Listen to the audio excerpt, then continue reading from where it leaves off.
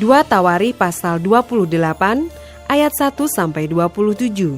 Raja Ahaz. Ahaz berumur 20 tahun pada waktu ia menjadi raja, dan 16 tahun lamanya ia memerintah di Yerusalem. Ia tidak melakukan apa yang benar di mata Tuhan seperti Daud bapa leluhurnya. Tetapi ia hidup menurut kelakuan raja-raja Israel, bahkan ia membuat patung-patung tuangan untuk para Baal. Ia membakar juga korban di Lebak Ben Hinom, dan membakar anak-anaknya sebagai korban dalam api, sesuai dengan perbuatan keji bangsa-bangsa yang telah dihalaukan Tuhan dari depan orang Israel. Ia mempersembahkan dan membakar korban di bukit-bukit pengorbanan, dan di atas tempat-tempat yang tinggi, dan di bawah setiap pohon yang rimbun. Sebab itu Tuhan Allahnya menyerahkannya ke dalam tangan raja orang Aram. Mereka mengalahkan dia dan menawan banyak orang daripadanya, yang diangkut ke Damsyik. Kemudian ia diserahkan pula ke dalam tangan Raja Israel dan mengalami kekalahan yang besar. Sebab dalam sehari, Pekah bin Remalia menewaskan di Yehuda 120.000 orang. Semuanya orang-orang yang tangkas, oleh karena mereka telah meninggalkan Tuhan Allah nenek moyang mereka.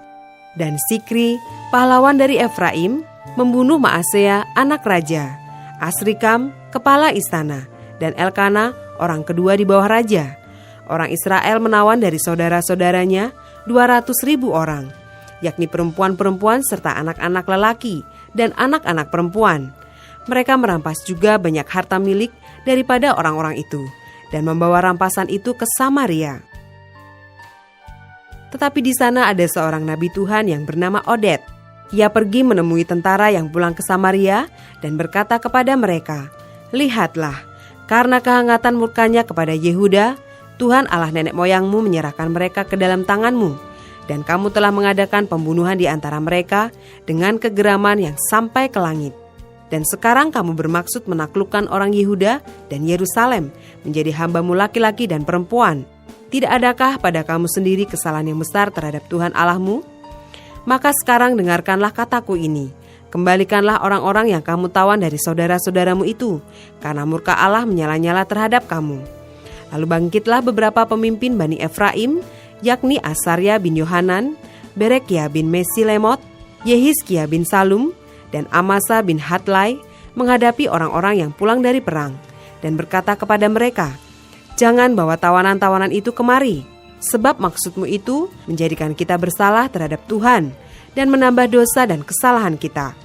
Sudah cukup besar kesalahan kita, dan murka yang menyala-nyala telah menimpa Israel." Lalu orang-orang yang bersenjata itu meninggalkan tawanan dan barang-barang rampasannya di muka para pemimpin dan seluruh jemaah.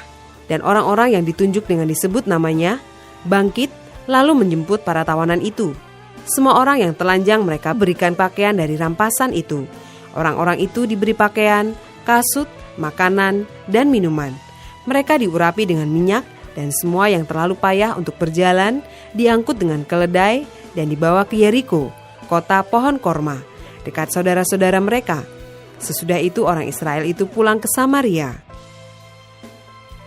Pada waktu itu Raja Ahaz menyuruh utusan kepada Raja negeri Asyur untuk memohon bantuan, karena orang Edom telah datang pula dan mengalahkan Yehuda serta mengangkut tawanan-tawanan.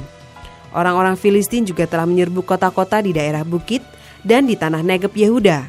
Mereka pun merebut Bet-Semes, Ayalon, Gederot, Soko dengan segala anak kotanya, Timna dengan segala anak kotanya, dan Gomso dengan segala anak kotanya, dan menetap di kota-kota itu.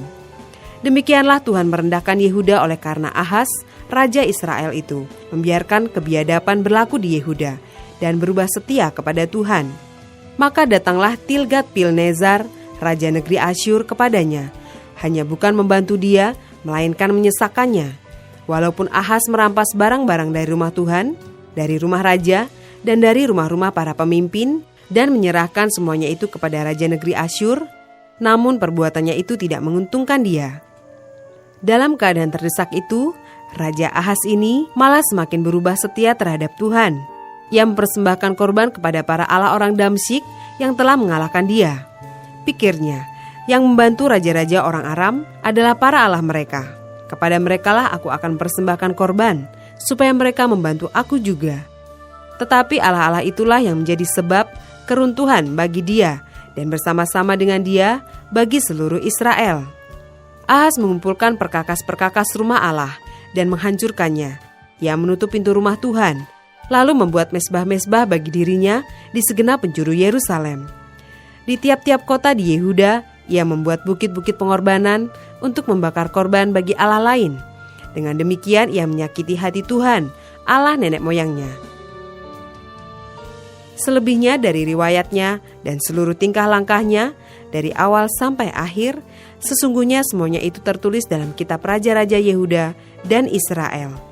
Kemudian Ahaz mendapat perhentian bersama-sama dengan nenek moyangnya dan dikuburkan di dalam kota di Yerusalem.